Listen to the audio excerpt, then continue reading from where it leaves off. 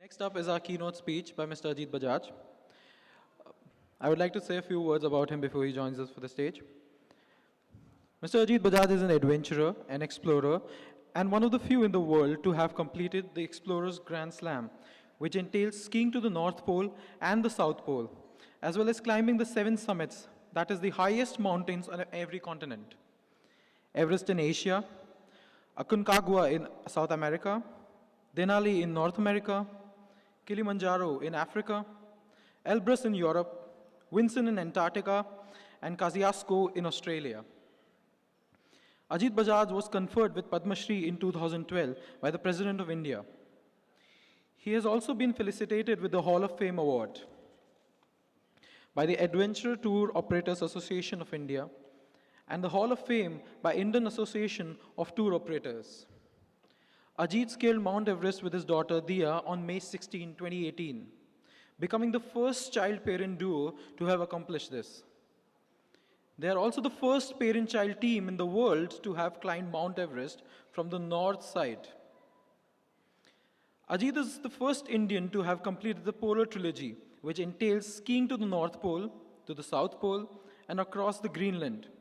And he's also the first Asian to have rafted and kayaked some of the most challenging rivers of the world, spanning 6 continents.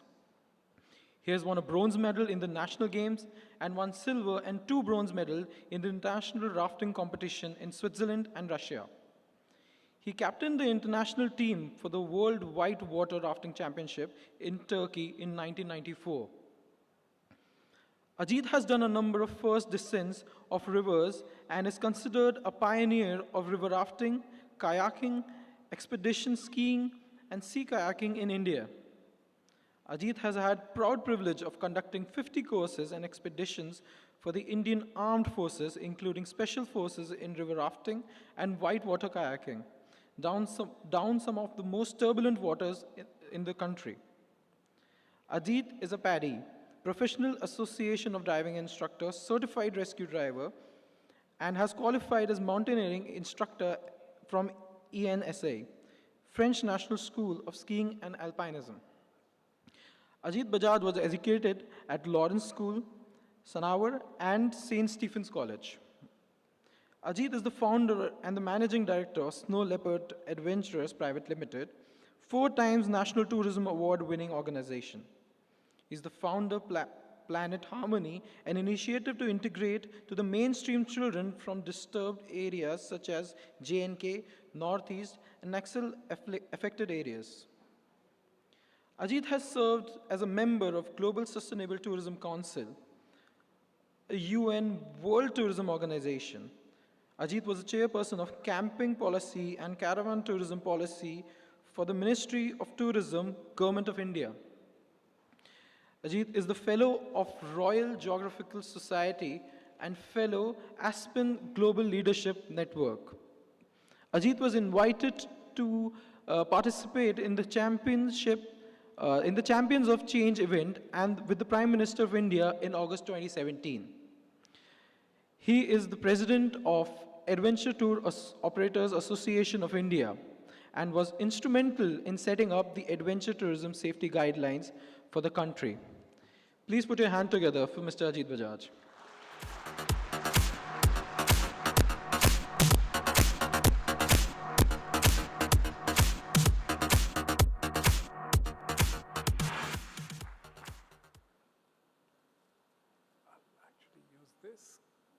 Is the collar mic good? Thank you. Good evening. It's a pleasure to be here.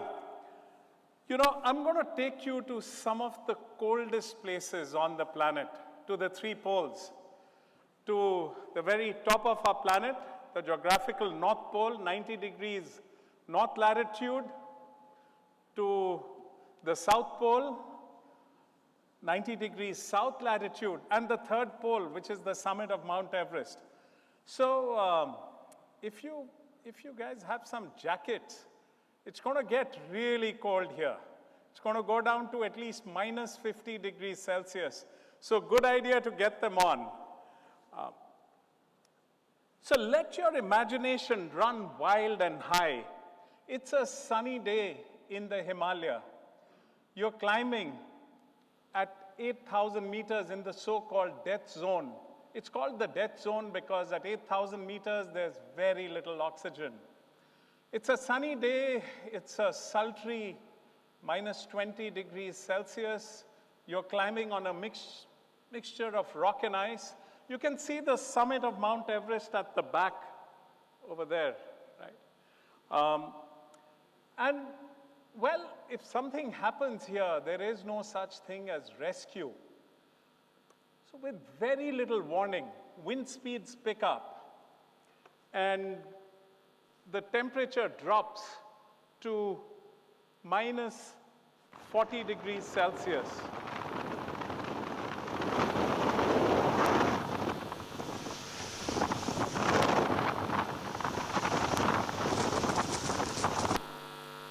So the wind speeds gust to 70 kilometers an hour, temperature drops, you're climbing with your daughter, you're worried about her, you're worried about your team. Camp 2 is still a couple of hours away. You can't stop, you can't turn back. What do you do? Well, when I graduated from college, all my friends were getting real jobs in the real world. And when I told them that I was going to make my hobby, my passion, into my profession, they thought I had lost it completely. I joke about this, but this is how I commute to work. Well, sometimes anyway, this is a 400-meter zip line that takes me across the Ganga River to Leopard Heights, which is a camp we operate in the Garhwal Himalaya near Rishikesh. One of the people who really inspired me, and I had the proud privilege of taking Sir Edmund Hillary rafting down the Ganga River on a couple of occasions. Sir Edmund Hillary, as you know, was the first person on the planet to climb Mount Everest along with Sherpa Tenzing.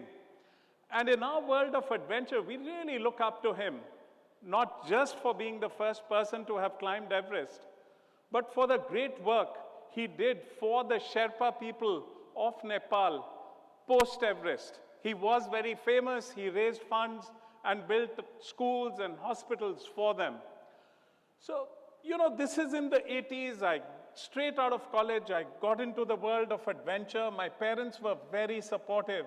And I celebrated my 21st birthday on the summit of a 23,000-foot mountain. I'm cutting a cake there with my mentor, with my guru, Dr. Tejveer Khurana. He's a professor at UPenn doing research on muscular dystrophy.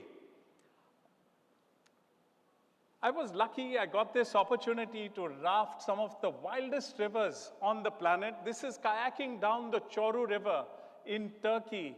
And this here is the Alsek River in Alaska. It's an 18-day expedition.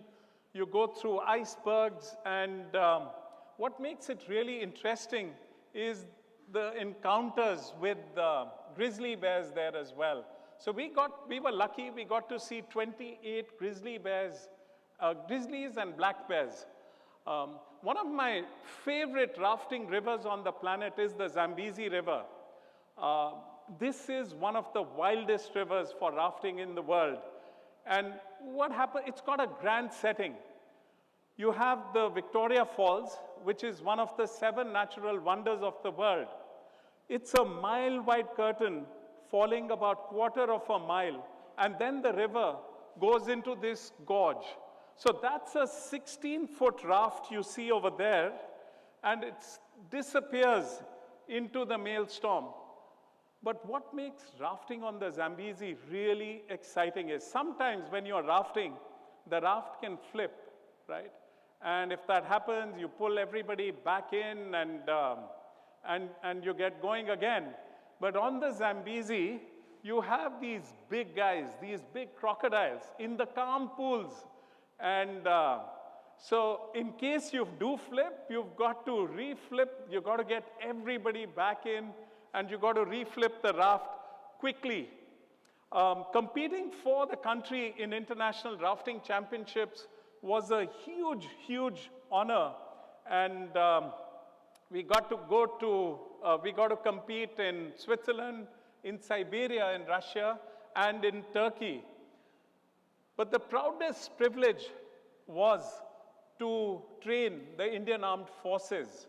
I was very lucky I was in my early 20s, and since I'd gone out of the country and gained a bit of expertise in river rafting, kayaking, and adventure, I had the very proud privilege of training our armed forces. And this is on one of the first descents of the Indus River. But I must admit that while I was their leader and trainer, I learned a lot from the Indian Armed Forces. When the going gets tough, the tough get going. And the other thing I learned from them was the more you sweat in peace, the less you bleed in war. Again, very lucky to get an opportunity to ski to both ends of the planet. This is on a ski expedition to the geographical North Pole. So when you're skiing to the North Pole, the very top of our planet, you're skiing on a thin layer of ice on the Arctic Ocean. You tow a sled that weighs about 60 kilos with all your food, fuel, sleeping bag, tent, and everything. And sometimes you have what we call open water leads. You can fall through. So we had our fair share of adventure.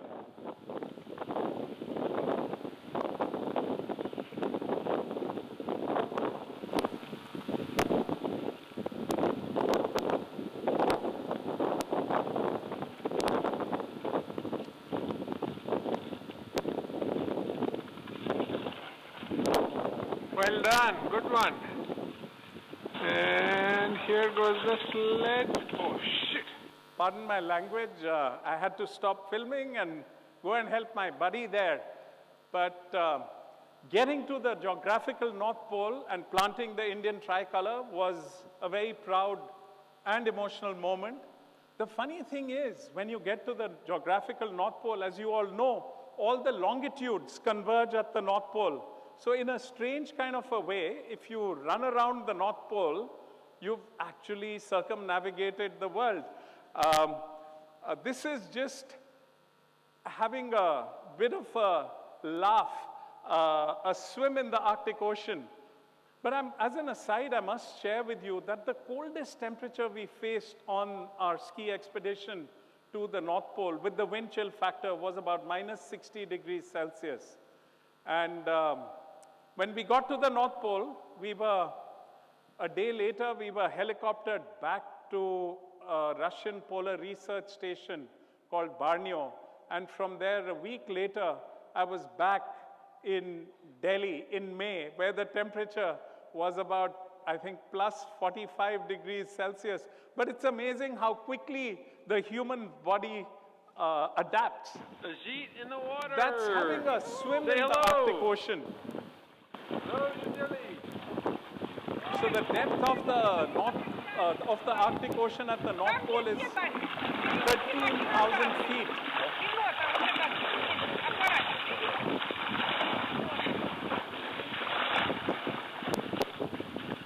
Does everyone know how cold it is outside?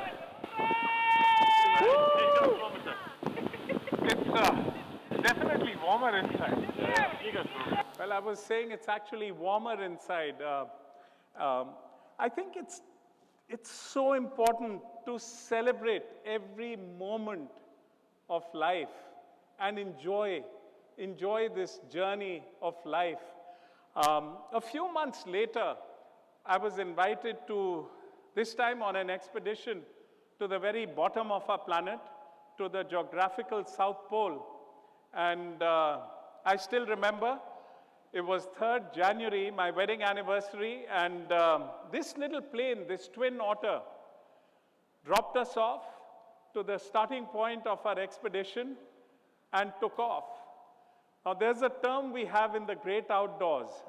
It's called AMF yo-yo. I'll give you the politer version. It's called adios, my friend. You're on your own, right? So this plane dropped us off and took off. And we had to face some of the most hostile conditions on the planet. What you see here is an Antarctic storm. Again, the temperatures drop down to minus 45 degrees. You can't, when the wind picks up in a storm, you can't even stop and pitch a tent. And of course, this was in January, which is the Antarctic summer.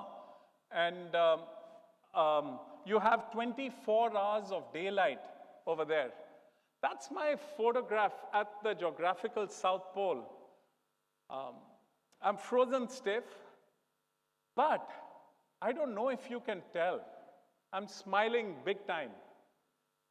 And the reason was, when I was in school, as a teenager, I had read about these polar explorers, people like Scott, Amundsen, Nansen, Shackleton, and it was a childhood dream to one day follow in their very illustrious footsteps and get to the poles. And let me share with you, there's nothing better in life than to dream. Face some of those challenges in the pursuit of your dreams. Face those storms and make those dreams come true. Well, I thought, and let me also share with you that a lot of these battles are fought in the human mind, and we win or we lose, depending on what happens in here. I'm going to pause and tell you two quick stories. The first is about extreme teamwork, as I like to call it. So, about 110 years back, there was a race to get to the South Pole between two teams. There was a British team led by Captain Scott and a Norwegian team led by Captain Amundsen. Now, to cut a long story short, the Norwegians got to the South Pole in December 1911. And when the British reached, 5 weeks later, on January 17, 1912, they saw this tent with the Norwegian flag. And the Norwegians, they used to use these sextants in those days to determine your latitude and longitude. The Norwegians had calculated the exact 90-degree south latitude and put a tent there with the Norwegian flag. They'd even left some clothing and food because they knew that they had beaten the British to the race, right? So you can tell from the body language, the British, they were dejected. They had been beaten in the race. And on the way back to their ship, one of their team members, Captain Oates, got frostbite on his feet and realized that he was slowing his team down. Now, his team was very encouraging, of course, and they supported him, they helped him. But Captain Oates realized that he was slowing them down, and that could mean the difference between them making it all the way back or not. So one day, he walked out of his tent saying, "I'm going out, I may be some time." And he actually froze to death to try and give his teammates a chance to survive. That's why I call it extreme teamwork. I mean, if we can, in our so-called journey of life, adopt a little bit of this extreme teamwork attitude at our workplace, with our buddies, at home, life would be very, very different. And we would enjoy the journey tremendously as well. My second story is about Ernest Shackleton and teamwork and leadership in a crisis. Now, this was during an expedition to ski across Antarctica. This is in 1914, from 1914 to 1916.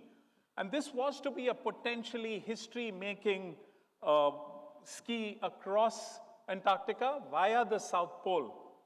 But as luck would have it, this ship, and Shackleton was the leader, got stuck in pack ice before they could even get to Antarctica. And eventually, the ship sank, and Shackleton and his team were left with 3 life rafts, some food. They had their dogs as well. Now, what Shackleton did was, with 5 crew members, he sailed on a 22-foot life raft. He sailed 1,300 kilometers. Not sailed, sorry, he rowed across what's a very stormy section called the Drake Passage. He rowed across to an island called Georgia. They traversed that island, and then they were able to get help. And he was able to rescue all 22 of his team members. So Shackleton's expeditions are often hailed as the epitome of teamwork and leadership. Despite facing extreme adversity when the ship was trapped and crushed by ice, Shackleton's leadership and their teamwork ensured that all of his men survived over 2 years of hardship. And in those days, there were no satellite phones, there were no global positioning systems, nothing. You were out in the boondocks pretty much on your own. And Shackleton's ability to make difficult decisions, maintain morale, and keep the group united under dire circumstances is considered a masterclass in effective leadership and teamwork. I do feel teamwork and leadership is not when things are going hunky-dory, right? The true test of teamwork is in hostile, in adverse conditions when the chips are down. Some of Shackleton's leadership qualities that stand out was optimism even while facing extreme adversity. His optimism was contagious. Even in the most trying of circumstances, Shackleton was able to build commitment within his team and keep their morale high. He changed his plan 4 times due to changing circumstances. And he also had the ability to take tough decisions. Well, I thought I knew what the spirit of adventure was all about, having done all these crazy expeditions, till I got my 2 best buddies, my 2 daughters. And I think it's the best thing that has happened to me in my life. And this video was to wish my wife, their mother, a happy birthday. So we were diving, scuba diving, about 20 meters underwater.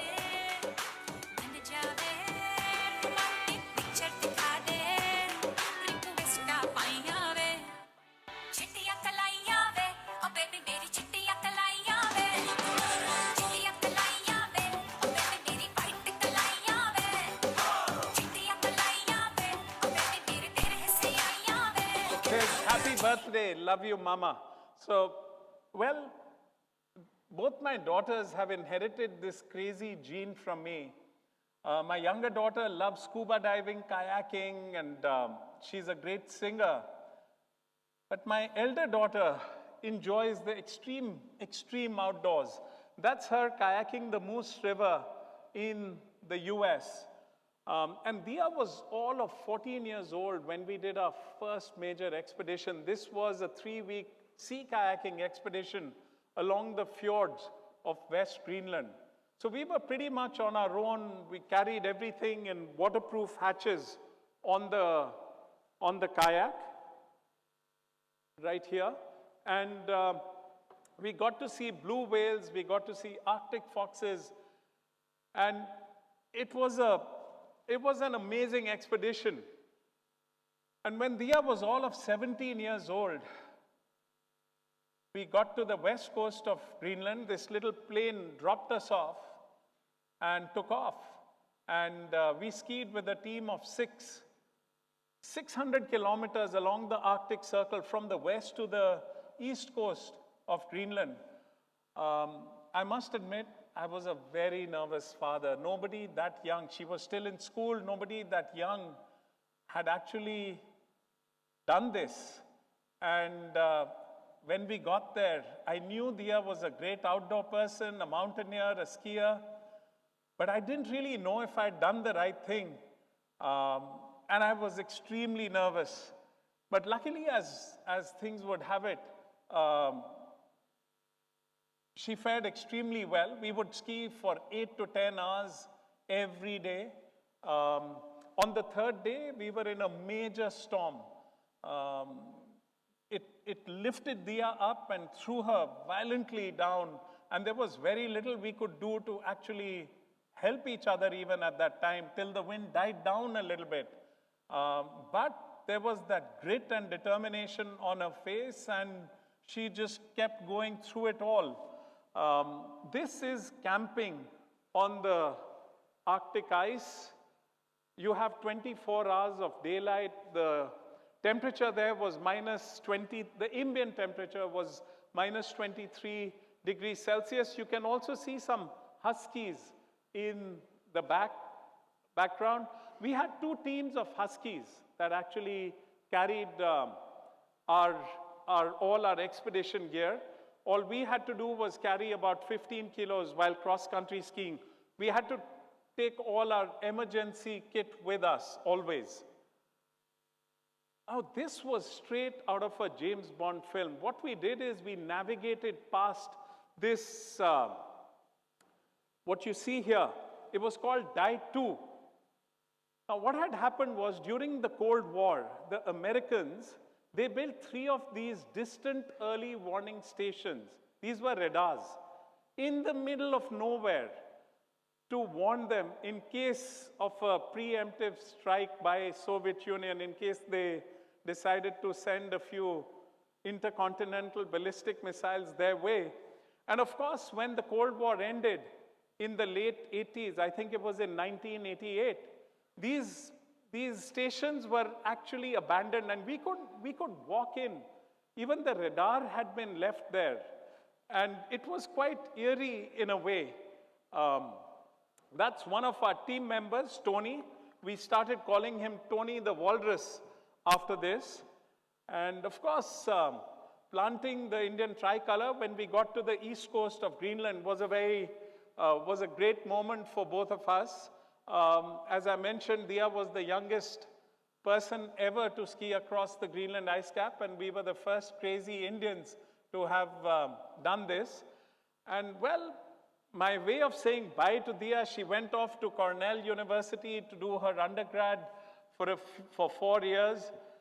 But just before she left, we decided we wanted to go and do something. So we traversed Mount Elbrus in Russia. It's the highest mountain in Europe. So we went up from the north side to the summit, which is behind us on this photo, and we descended from the south side. Now, fast forward to 6 years, and we got an opportunity to realize our dream to climb Mount Everest. Now, the summit of Mount Everest demarcates the border between Nepal, which is on the right side of this photograph, and Tibet, what you see here. Most people climb from the south side, from Nepal. We decided that the north side in Tibet is steeper, it's windier, it's colder, it's technically harder. But we decided that we wanted to attempt Everest from the harder north side. And of course, we got into some serious bit of training. We started our training with a mountaineering expedition to Ladakh. This is a mountain called Kangyatse. We did a winter trek, a high altitude trek to a lake, what you see behind us, called Gokyo. That's Mount Everest at the back. We were getting into the zone. We bought our gear. We were actually completely obsessed with Mount Everest. And we also went winter climbing. This is ice climbing to the French Alps, a place called Chamonix. That's Dia climbing a frozen waterfall. So people invariably ask us, our life at this time was we would wake up. We had different schedules, but I would wake up at 4 in the morning, train for 3.5 hours, eat a big breakfast, get to work, spend a few hours at work, come back, train some more, and by about 9 o'clock, I'd be dead. I'd crash out big time. And people invariably ask us, so what is it that helped you maintain that discipline? And there were always excuses. You know, there were guests at home, there was work pressure, there was just so much happening in life. So what helped us, I think, was a clear goal. Not just to survive, but to thrive in these kind of conditions. And our expedition had to be the epitome of teamwork. As I said, Everest became the focus of our existence. Eat, sleep, think, talk about Everest. Luckily, our family and friends were very, very supportive. The task was daunting, so we set smaller milestones and we celebrated each one. I mean, if we were able to do 6 continuous days of, that's about 36 hours of training in a week, we would take a day off and maybe even go out and go out for a meal or something. I think the other few things that helped was open, frank communication. There were times when there were setbacks, but we did not brush anything under the carpet. We acknowledged our weaknesses and we worked hard to overcome them. We encouraged each other. We were buddies, you know, and a support for each other, and we also had a great time doing this. And one of the things I want to share with you when a task is as daunting is that positive visualization always, always helps. Always think of a positive outcome. For our final training expedition, we decided what better way to train than go to Ladakh in search of the elusive gray ghost of the Himalaya, the snow leopard. Now, these snow leopards are very difficult to spot, and people spend a lifetime looking for the snow leopard. We were extremely lucky. We got 4 sightings of this elusive cat. And we thought that this was a great omen to begin our expedition. So a month later, we got to Rongbuk. You can actually drive to the base camp of Everest on the north side. So we drove from Lhasa, but you do it in a week because you have to acclimatize. Lhasa is at 11,000 feet and the base camp is at 17,500 feet. That's a prayer ceremony by the Rinpoche, the head Lama of a monastery close by. And that's Mount Everest at the back. So the Rinpoche came and blessed our expedition. And standing there in front of Mount Everest, you know, the Tibetans called Mount Everest Chomolungma, which means Mother Goddess of the universe. People talk about conquering Mount Everest. Let me tell you, there is no such thing. We human beings are too small, too insignificant to ever dream of doing something like that. Mother Nature is supreme, and you have to approach the mountain with a huge amount of respect and humility. So that's the summit of Mount Everest, 29,000 feet, close to 9,000 meters. This is where planes fly, right? And if we human beings, all of us, were to go to the top of Mount Everest from here, because there's 1/3 the level of oxygen, we would die within 3 to 4 minutes, right? So what you do is, the mantra of success is you acclimatize. You gain altitude slowly, so your body gets used to those lower levels of oxygen. So what you do is you climb high, sleep low. So we got to the base camp every day. After a day's rest, we would climb about 2,000 feet, spend a few hours there, and come back down. So climb high, sleep low. That was something that really helped. So that's the route from the north side. You get to, there's an intermediate camp, advanced base camp. This is the north face of Everest, and this is the northeast ridge. And there are these three rocky pinnacles which are very tricky on the way up. The first step, second step is treacherous, and the third step. And then there is a traverse just below the summit, which is a rocky traverse with a drop of 10,000 feet below you. I'll show you a video of that traverse. So that's Dia, my daughter, climbing up to the North Col. So we climbed up to the North Col without oxygen. The idea was to get acclimatized and get used to 23,000 feet. And well, again, I must admit that, you know, Dia's youthfulness, her sense of humor, she's a delightful companion. And we would have great fun. I mean, I would tell her dad jokes. Let me share one with you. You know, I'd tell her, Dia, hey, I got you a pair of camouflage trousers, but sorry, forgot to present them to you. She said, why, Dad? And I said, sorry, I couldn't find them. You know, I know it's a bit lame, but at that time, we would just go into splits of laughter. And, but then again, there were these times when at night, we would be in our tent, and while we had trained extremely hard, this is Mount Everest, and there are so many things that can go wrong that I would invariably curse myself for having my daughter with me. So this is the climb up to the North Col of Everest. You can see some climbers up top. That's Dia in the blue jacket there.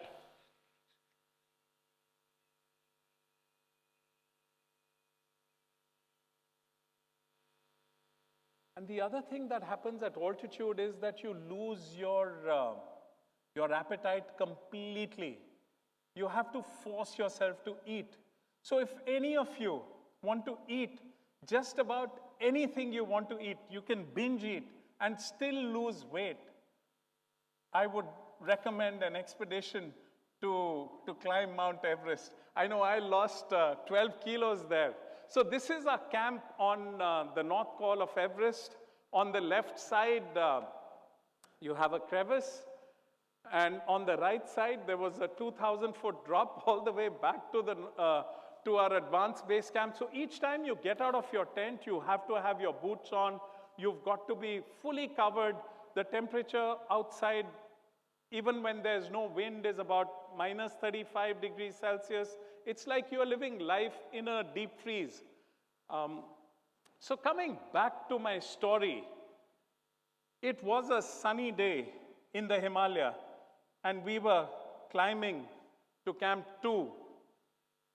Suddenly all hell broke loose. We were in this deadly storm.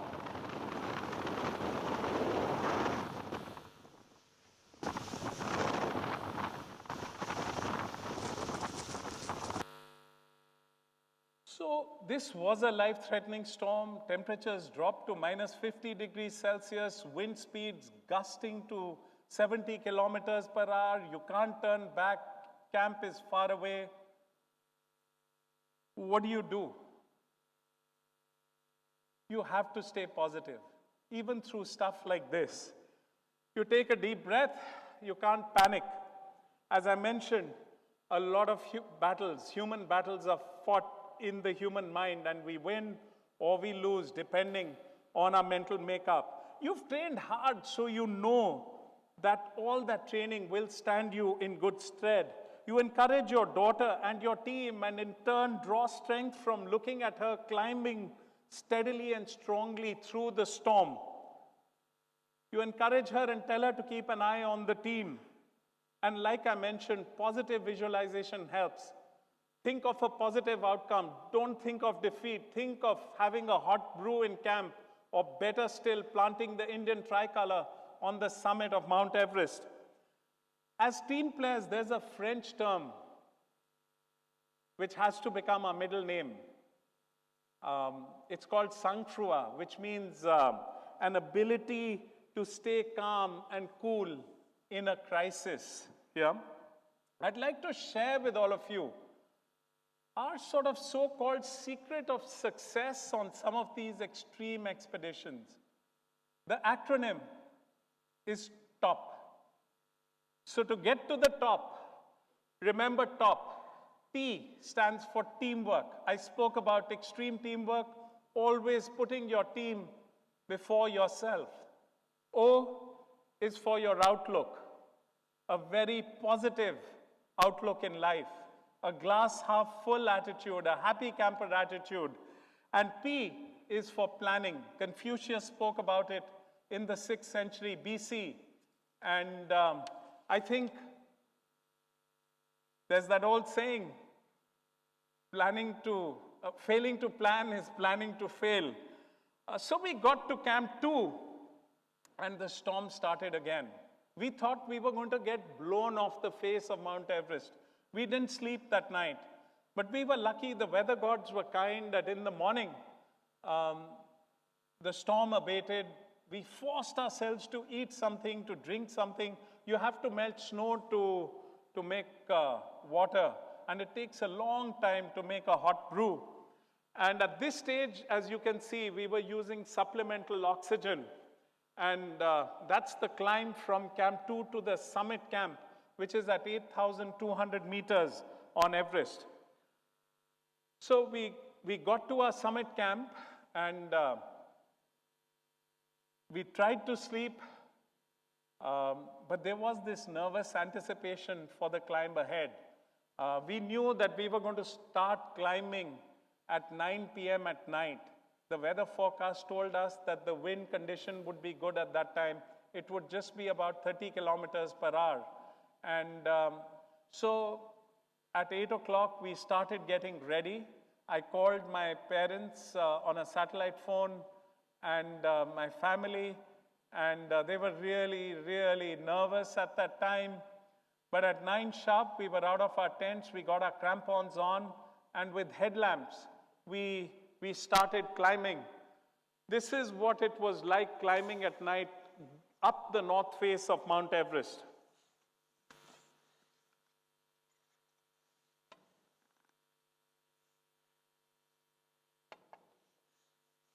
I think all that training we did, all that hard work stood us in good stead. And at 3 a.m. in the morning, we were very close to the summit of Everest. We had been climbing strongly through the night, and suddenly something went wrong. I couldn't breathe. I stopped and pulled out my mask and realized that the tube supplying oxygen to my mask had frozen. So we were on a steep slope. It was pitch dark, minus 45 degrees Celsius. I was with my daughter. What do I do? It was a moment of truth for me. You know, with that lack of oxygen, you're fuzzy-brained. You're not thinking coherently. But at that moment, I took the hardest decision of my life. I decided to let Dia go on ahead. I had acclimatized well, and I was going to try. It was 3 a.m., and 10 a.m. was our time to turn back, no matter where we were. We had decided that 10 a.m. we are going to turn around and come back, whether we get to the summit or not. So I knew I had 7 hours to get to the summit, but without oxygen, suddenly you get very cold and you slow right down. As I saw Dia going away, her headlamp going away from me, my heart sank, and I didn't know if I had done the right thing. I had promised family back home that we would climb together as a buddy pair, but so close to the summit, and she had been climbing super strong. The last thing I wanted to do was to deny her the summit, so I told her to go on ahead. And I followed her very slowly till I realized that I had a walkie-talkie with me, and I reached out to our Sherpa buddy, Nima Dai. I reached out, I called him on the walkie-talkie, and I said, well, you have a spare mask. I tried to fiddle with my mask. My hands were frozen at the time. couldn't do much, kept climbing slowly. But Nima was climbing below me at the time, and he was able to catch up with me. And I was able to change my mask, and I cranked up my oxygen levels to try and catch up with Dia, because I knew there was this really treacherous traverse just below the summit of Everest. So once I crossed that traverse, I was able to breathe a little easy. And it was straight out of a Bollywood film. It was first light. The sun was coming up, and you can actually see the curvature of the planet from the summit of Everest. That's Makalu, the fifth highest mountain behind us. And I saw Dia waiting for me, looking out for me, just below the summit of Everest. So it was a very emotional and moment for both of us. We broke down, I think, both of us. A shared dream had come through. All the hardships we had endured had been really worth it for us. And there was a very strong message that we wanted to convey to our fellow countrymen. We don't climb for records, but we were the first crazy Indians, of course, the first crazy Indian parent-child team, and the first in the world to climb Everest from the north side. The message really was that there is no challenge too big for us Indians. We have to work hard as a team in our profession, no matter what it is, and aim to quite literally get to the top of our field in our chosen profession. And the second message was about the girl child, that our daughters, we have to love them, we have to support them, we have to help them to dream big and help them to face some of the challenges in the pursuit of their dreams. And they can take our country and, in fact, the world to the next orbit. And the third message really was about this planet of ours, this blue marble. We human beings are spewing out close to 41 gigatons of carbon emissions into the atmosphere every year. And we have to look after this beautiful planet of ours, the only planet that sustains life, so far as we know. So it was bright daylight now. We hadn't slept for 2 nights, and we could see the treacherous way down. So we stopped. We forced ourselves to eat something, to drink something, and we spoke to each other, we encouraged each other, and said that we were going to focus on the way down. We were exhausted at that stage, and looking down, you can see how treacherous the way is. So this is what the traverse looked like.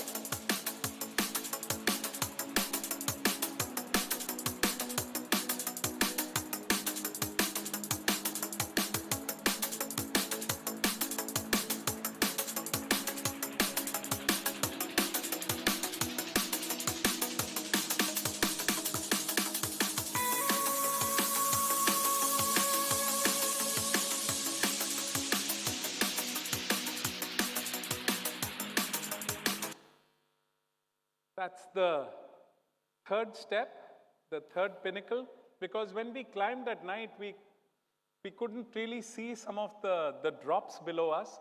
And this is the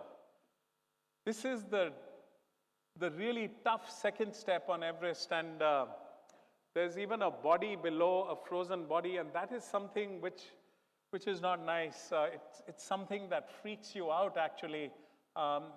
There were people, fellow climbers like you, who either got caught in bad weather or something went wrong. And we were lucky to get off the mountain unscathed, but there was an Austrian climber who, in the storm I was talking about, who went out. He wanted to smoke a cigarette. Now, since you can't smoke inside your tent, he came out of his tent, and to light his cigarette, he made a big mistake. He took out his gloves. And managed to get frostbite on all his fingers. So all his fingers later had to be amputated. They had to be cut off. He lost all his fingers. So moral of the story, folks, don't smoke. Never even look at a cigarette. Yeah.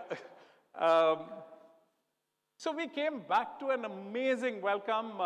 We had 400 friends, family, extended family, friends from school, college, meet us with a brass band at the Delhi airport. And I think we just loved all of that. And we were invited to meet the Honorable President of India, huge honor, and made ambassadors for Beti Bachao, Beti Padhao. And we joked with the Honorable President and said, Beti Bachao, Beti Padhao, or Beti ko Everest Chadhao, you know, being symbolic of loving our daughters, helping them to dream big, and working with them to face the challenges to realize their dreams. Must also share with all of you that a few years back, I was conferred the Padma Shri by the President of India. While it felt great, my parents, my family, my daughters, they were all with me. But let me tell you, it felt great, but there's nothing better in life than to dream, face some of the challenges, and come out tops. And let me tell you, today, the same friends, my buddies, very close buddies from college, who thought I had lost it, today they do acknowledge that I do have the best profession on the planet, and I had made the right decision as well, right? So I'm going to share a video with you. I think it was great. This video went viral. It's with a bit of a poetic license. Everest पे पहुंचने की तो बहुत खुशी होती है, पर एक खुशी उससे भी बढ़कर होती है। माउंटेनियरिंग और पेरेंटिंग में ज्यादा फर्क नहीं होता। To be a good mountaineer, you have to be fearless. You have to take on every challenge with a smile.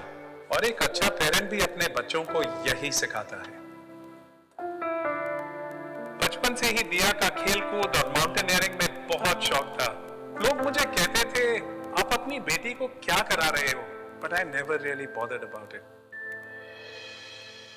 पापा मुझे हर दिन 6 बजे उठाकर ट्रैकिंग के लिए ले जाते थे और मैं सोचती थी कि पापा मुझे ये क्यों करवा रहे हैं? Keep going, fantastic. He wanted me to push my limits and be better each day.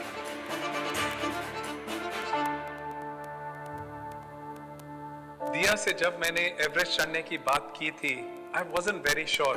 दिया का कॉन्फिडेंस देख के, I got confidence myself.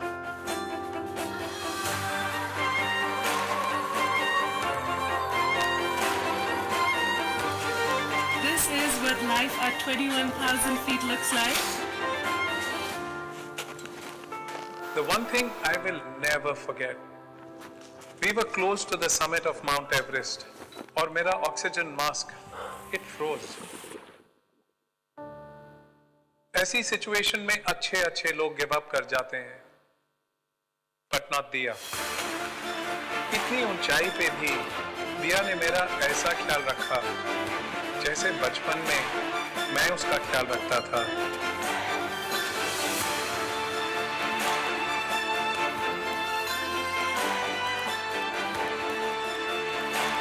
We're here. We're excited. Awesome. So happy. At that moment, मुझे लगा कि मेरी बेटी एवरेस्ट से भी ऊंची है.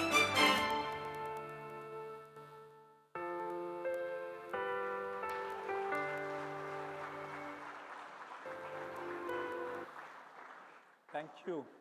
Our passion, our quest for adventure continued, and Diya and I decided to climb the 7 summits, the highest mountain on every continent. We climbed Mount Vinson, the highest mountain in Antarctica, which is one of the remotest and coldest parts of our planet.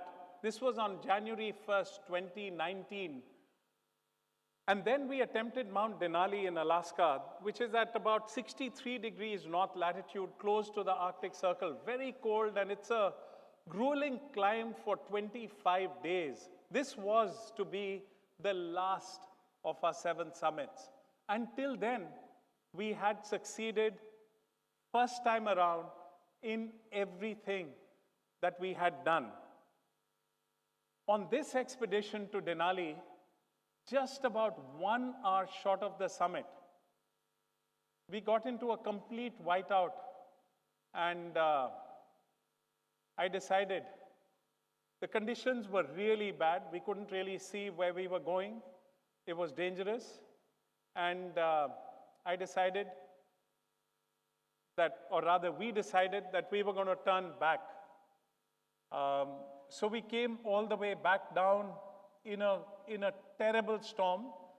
We got back safely. Sadly, there was a Ukrainian team that decided to continue to the summit. They got to the summit, and on the way back, one of the Ukrainians sadly lost his life. But let me tell you, this failure, so-called failure within quotes, hit us really, really hard. And throughout COVID, we were disheartened. But we decided that we were not going to give up. We trained harder than we had trained ever before. Well, this is in May 2022, post-COVID, when Brand USA heard we were attempting Denali. They made us brand ambassadors.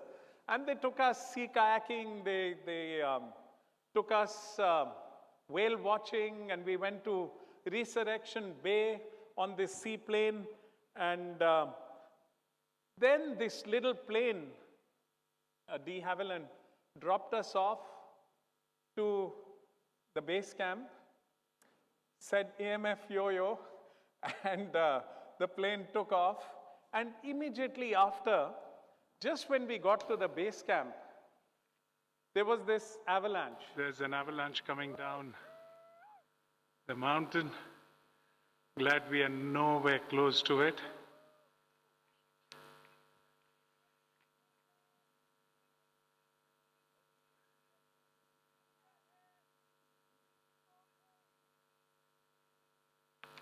Luckily, we were This is big. a couple of miles away, but it was Oh a my God. massive, Oops. massive avalanche. I'm glad we are far away.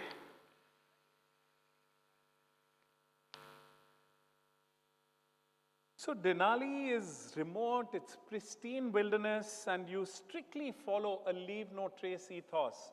What I love about the US, and Denali in particular, is how well they look after Mother Nature. They do treat it with respect. Well, this is the climb. That's Dia on a particularly tough section. This is the summit ridge, and you can see a climber on this cornice, just having a little bit of fun on the way. And of course, unfurling the tricolor is always a proud moment, and our shared dream of climbing the 7 summits together as a team had come true. Well, just to sum up our expedition together, I'd like to share with you some of the things that we have learned along the way from the edge of the planet. I think in my expeditions, whether it was the polar landscapes or climbing the world's highest peaks, I think dreaming big is the first step always. Let's set audacious goals for ourselves, pushing beyond the conventional to truly, truly innovate. Dream big. We human beings are as big as our dreams. I spoke about extreme teamwork. I think the success of any expedition relies on the strength of teamwork. No matter where your dreams take you, with a great team, you are never alone. My daughter and I climbed the 7 summits, and our success was built on the foundation of strong teamwork. Together, we were able to overcome challenges that would have been insurmountable alone. Teamwork makes the impossible possible. A positive outlook is our most valuable asset. In the harshest of conditions, maintaining a positive outlook can be the difference between success and failure. Embracing challenges as opportunities, and you'll find that setbacks are just stepping stones to greater heights. Planning. Every successful expedition requires meticulous planning. Similarly, in life, setting clear goals and mapping out your path is crucial. Plan your journey, but also be adaptable.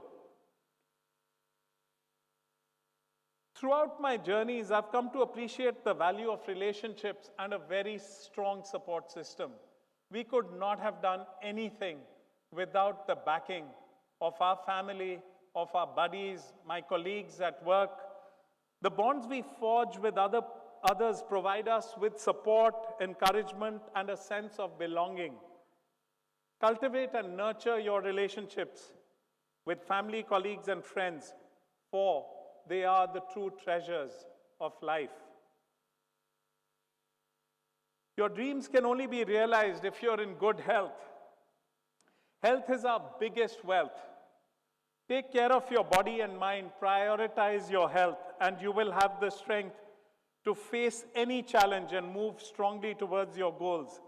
Just as you eat daily, you have to exercise every day. Get at least 7 hours of sleep and have a daily digital detox time for at least 2 hours. Ultimately, discipline is what transforms potential into achievement. Just as a mountaineer must be mentally and physically prepared for every challenge, we need the discipline to remain committed to our goals and maintain focus even when faced with setbacks. Discipline requires a long-term vision, resilience, and the drive to push beyond comfort zones, knowing that success is often the result of consistent, deliberate, hard work. Trust is the glue that binds teams together and strengthens relationships. Trust your teammates, earn their trust in your abilities, and trust the process. It's the glue that helps you to move forward. It's the bridge that helps you to move forward with confidence. I think respect for others is the foundation upon which trust is built. Treat every person you encounter with respect, whether they are senior or junior, regardless of their background or role in your life. This is the cornerstone for strong, lasting relationships. While reaching the summit of a mountain or exploring the polar wilderness is exhilarating, true happiness is found in the journey itself. Find joy in every step, for life's beauty lies in the little moments, not just the grand achievements. I think finally, having seen firsthand the effects of global warming on our planet, I think it's time for us, every one of us, to do whatever we can to take care of this blue marble, this beautiful planet of ours. And I think every one of us has to make it an integral part of our ethos. Well, before I conclude, I have a special gesture of thanks to all of you for being a part of this expedition. And I wish you the courage and determination, all of you, to reach your own 7 summits in life. I have a rock from near the summit of Mount Everest. And this is what the message says. Dear team, equal experts, this rock from Mount Everest, over 55 million years old. I could be wrong with the date by a few thousand years, folks. I wasn't around then, okay? So this rock from Mount Everest, over 55 million years old, symbolizes the incredible heights we can reach when we dream big, work together, and never give up. It's a reminder that with grit, determination, discipline, and the right team spirit, no summit is too high and no dream too distant. With respect and warmest regards, I would like to have the privilege of presenting this to the Equal Experts team. May I request Vishwas, Shravani, and Sam to please accept something that could remind you. Cheers. Can I, is there a mic? Yeah, let me, yeah. Can I request all the organizing team members to come over, please? I think it's been great. The event has been so well done. So, Anjali, Jenny, Fatima. Jenny, Anjali, Ajankya, Fatima, Pooja, Ryan, Tanay, Ashwini, TJ, Nikhil, Vardhan. I think I've called all. And Vishal and Vijay. 3 cheers, guys, come on.